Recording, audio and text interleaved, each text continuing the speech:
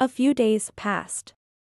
Alara found herself returning to the cliffs more often, not for solitude, but for the quiet presence of someone who didn't expect her to explain why she was there. Sometimes she found Aiden already there, sketching or reading.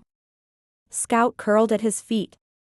Other times, she arrived first, only to hear the soft crunch of boots on the path behind her. They never planned these meetings.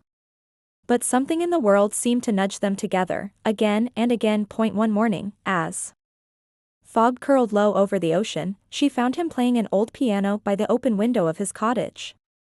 The notes drifted out like breath, echoing against the cliff walls. He didn't see her at first. And for a moment, she watched a man lost in a melody he wasn't trying to perfect.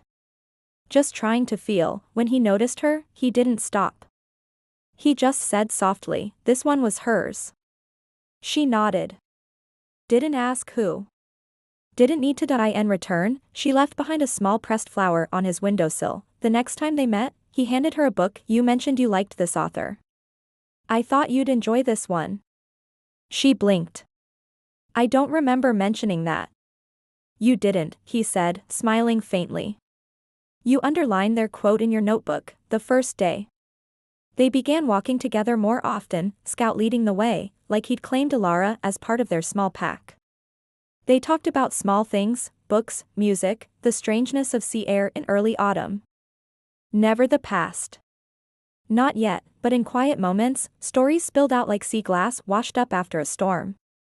Shards of lives they tried to bury, Alara told him about her engagement, how she left without a fight, how numbness had replaced pain.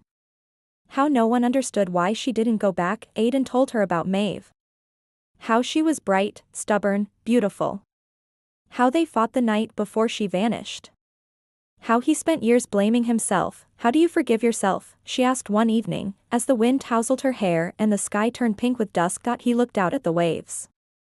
"You don't," he said. "But sometimes, you learn how to carry it, without letting it break you." They grew into a rhythm. Not lovers. Not strangers. Something else. A companionship built in the silence between grief and healing. Then came the storm, not metaphorical. A real one. Sudden and fierce. She was walking Scout alone when it hit, and she couldn't find her way back to the path. Wind howled. Rain poured. Sideways. Lightning cracked open the sky like a scream. She crouched behind a rock, trying to shield the dog and herself, heart pounding. Then, footsteps. A flashlight. Alara. Aiden's voice, rough with panic. She had never heard her name sound like that before. He reached her, pulling off his jacket to wrap around her. Soaked through, shivering, but safe. Back at the cottage, he lit the fire. Gave her dry clothes. Made tea. She didn't speak. Just watched the steam rise. "You didn't have to come looking for me," she said at last, voice barely a whisper. "I did," he replied. "Because I would have hated myself if something happened to you too." The Itua hung in the air like a ghost. Her eyes met his. "I'm not her." "I know. But you're still broken." "I know that too." Silence fell again. But this time, it didn't feel hollow.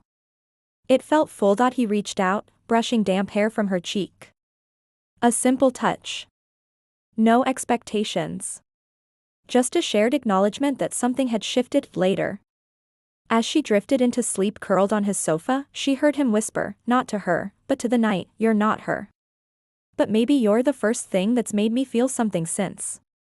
And Alara, half asleep, half dreaming, thought, maybe he's the first thing that hasn't asked me to be someone else. In the morning, she woke to sunlight and birdsong. He was already outside, playing fetch with Scout. She stepped into the doorway, watching them, coffee warming her hands. He turned, saw her, smiled, not the polite smile of neighbors, but something quieter. More certain. She smiled back, and for the first time in a long time, she didn't feel like a woman who was running away. She felt like someone who might be ready to stay.